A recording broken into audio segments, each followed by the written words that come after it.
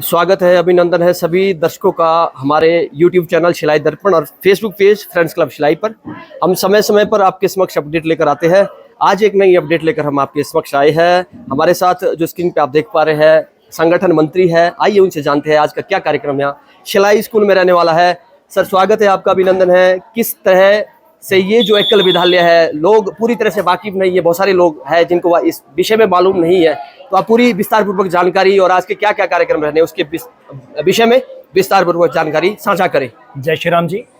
एकल अभियान पिछले 35 वर्ष से लगभग पूरे देश में 1 लाख गांव में चल रहे हैं और जो अपना लक्ष्य था जब 35 वर्ष पहले शुरू हुआ था तो शिक्षा के क्षेत्र में काम करने के लिए शुरू हुआ था। और शिक्षा के क्षेत्र में उस समय भारत में शिक्षा की कमी थी, स्वास्थ्य की कमी थी, तो संघ के कुछ अधिकारियों ने विचार किया कि गांव-गांव में एकल विद्यालय होने चाहिए, शिक्षा का केंद्र बनना चाहिए। जो बच्चे शिक्षा प्राप्त नहीं कर पा रहे वो शिक्षा प्राप्त कर सके। आराम से काम बढ़ता गया और विचार बढ़ते गए। जैसा जैसा समाज में लगा कि हमें इस चीज के ऊपर भी काम करना चाहिए, ऐसी चीजें एकल अभियान के साथ जुड़ती गई। अभियान ने पहले काम शुरू किया था शिक्षा के लिए। आराम से मन में विचार आया कि गांव में स्वास्थ्य के लिए भी काम करना चाहिए, तो स्वास्थ्य के ऊपर काम किया कि गांव-गांव में जाकर के लोगों को जागरूक करना चाहिए कि हमें गांव में सफाई रखनी चाहिए। गांव में तुलसी के पौधे, परिवारों में तुलसी के पौधे लगे हो, लोहे की कढ़ाई में लोग एक समय का भोजन बनाए, ऐसा मन में विचार आया।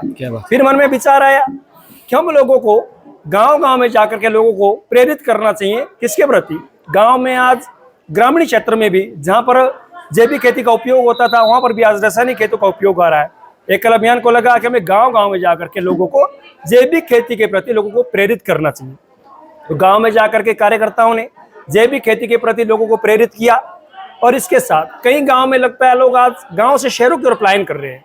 तो पलायन इसलिए गांव में लोग शहरों की ओर पलायन करते हैं गांव से, या तो गांव में रोजगार के साधन नहीं है, शिक्षा अच्छी नहीं है, तो लोगों के लिए गांव में रोजगार के जो साधन हो सकते हैं, हमारे गाँव में कहीं सिलाई केंद्र है महिलाओं के लिए, कहीं कढ़ाई केंद्र है, कहीं कंप्यूटर सेंटर है, ऐसे से काम शुरू किया। अभियान को लगा कि गांव में हम लोगों को जागरूक करना चाहिए, तो जागरूक के ऊपर काम किया। गांव-गांव में लोगों को जागरूक करना चाहिए। सरकार के कई प्रकार की कल्याणकारी योजनाएं चला रखी है, उसके प्रति लोगों को जागरूक किया। मन में विचार आया कि हम लोगों को गांव-गांव में जाकर के लोगों को जागरूक करना चाहिए। आज जो हम हिंदू समाज है, हम लोगों को भिन्न भिन्न जातियों में बांट दिया है और इसके पीछे विदेशी ताकतें लगी है। हिंदू को बांटने के लिए विदेशी ताकतें लगी है। हम गांव-गांव में जाकर के लोगों को जागरूक करते हैं। प्रत्येक गांव में, जिस गांव में भी एकल विद्यालय चल रहा है, उस गांव में साप्ताहिक सत्संग जरूर हो।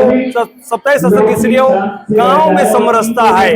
हम सभी सनातनीय लोगों के दिमाग में रहे, क्योंकि हम सोशल मीडिया हो, प्रिंट मीडिया हो, कोई भी मीडिया हो, हम लोग देखते हैं इस प्रकार की न्यूजें आती है जिससे हिंदू को हाथ किया जा रहा है। लोगों को हम जागरूक करते हैं। आज हिंदुओं को बांट दिया है, ये ब्राह्मण सेना, राजपूत सेना, क्षत्रिय सेना, भीम सेना। अरे ये सेनाएं चलती रहेंगी, लेकिन सेनाएं तब रहेंगी जब पहले हम सनातनीय रहेंगे। हम लोगों को जागरूक करते हैं। और किसी कबीले खास कहा है कि कंधे से बड़ी छाती नहीं होती और धर्म से बड़ी कोई जाति नहीं होती। दिया ही नहीं बचा तो बाती का क्या करोगे? अगर हिंदू धर्म ही नहीं बचा तो जाति का क्या करोगे? इसलिए हम गांव-गांव में लोगों को ये भी जागरूक करते हैं। इसके साथ जो हम आज यहाँ पर एक विशेष मैसेज सीधा है, आप इंटरनली राष्ट्र को स्ट्रॉन्ग करना चाहते हैं, राष्ट्र भावना को प्रेरित करना चाहते हैं। मेरा एक सवाल रहेगा कि ये एकल विद्यालय कब से इसकी नींव पड़ी, कब से इसका शुरुआती दौर रहा? इसकी शुरुआत लगभग 1988 से इसकी शुरुआत हुई। और इसकी शुरुआत झारखंड के गुमला नामक स्थान से हुई, क्योंकि उस क्षेत्र में जब एकल अभियान की स्थापना हुई, एकल अभियान की शुरुआत हुई, उन क्षेत्रों में इतनी अधिक गरीबी हुआ करती थी, लोग शिक्षा कोई समझते नहीं थे। ये उस टाइम के अधिकारी ये कहते हैं कि इतनी गरीबी उन क्षेत्रों में हुआ करती थी कि अगर उस परिवार में 10 महिलाएं भी होती थी तो साड़ी मात्र एक होती थी। जो महिला झोपड़ी से बाहर निकलती थी वही साड़ी पहनती थी। इतनी गरीबी हुआ करती, शिक्षा का तो लोग नाम नहीं जानते थे।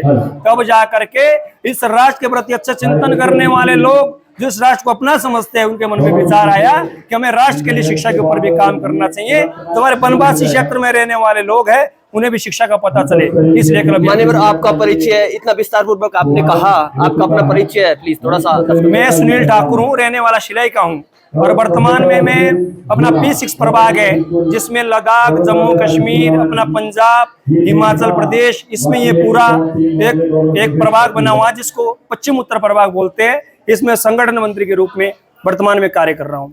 आप बहुत नेक कार्य कर रहे हैं। राष्ट्र को सशक्त करना ये सबसे बड़ा कार्य होता है और आप इसी तरह आगे बढ़ते रहे। और कुछ अंत में क्या कहना चाहेंगे दर्शकों के लिए? अंत में मैं दर्शकों को ये कहना चाहूंगा, जो भी दर्शक, जो भी अपने लोग गांव में रह रहे हैं, मेरा सबसे ये निवेदन है कि हम लोगों को आज ये राजनीति ऐसी घुस गई है कि हम लोगों को भिन्न भिन्न जातियों में बांट दिया है। मेरे भाई और बहनों, राजनीति चलती रहेगी। हम इतिहास उठा के देख ले, कितने षड्यंत्र इस देश के ऊपर पहले भी हुए और कितने वर्तमान में हुए जा रहे हैं। उन षड्यंत्रों से बचो और ये कभी नहीं बोलो कि हम सभी सनातनी हैं। और ये राजनीति भी तब चलेंगी जब हम लोग पहले अपने समाज, अपने धर्म को नहीं भूलेंगे, तब ये सारी चीजें चलने वाली। तो मेरा सबसे यही निवेदन है कि राजनीति से हट करके ऊपर काम करो, राष्ट्र के लिए काम करो, इस हिंदू समाज के लिए काम करो। और इस भारत में रहने वाला, तो कहते हैं सब धर्मों का, सब ये भारत सभी धर्मों का पंथ। हम लोग देख रहे हैं आज क्या हो रहा है। सब धर्म तो मान रहे हैं, लेकिन सर्व धर्म के लोग क्या कर रहे हैं।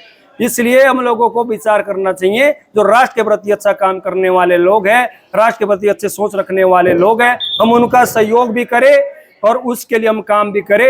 ये देश सुरक्षित रहेगा, ये राष्ट्र सुरक्षित रहेगा, तब रह पाएगा जब गांव का प्रत्येक व्यक्ति, हर देश में रहने वाला नागरिक राष्ट्र के प्रति सोचेगा, तब सुरक्षित रहने वाला है। Thank you so much. इतने बहुमूल्य विचार आपने हमारे साथ साझा किए, इसके लिए शिलाई दर्पण और फ्रेंड्स क्लब शिलाई की पूरी टीम आपका बहुत बहुत धन्यवाद करती है।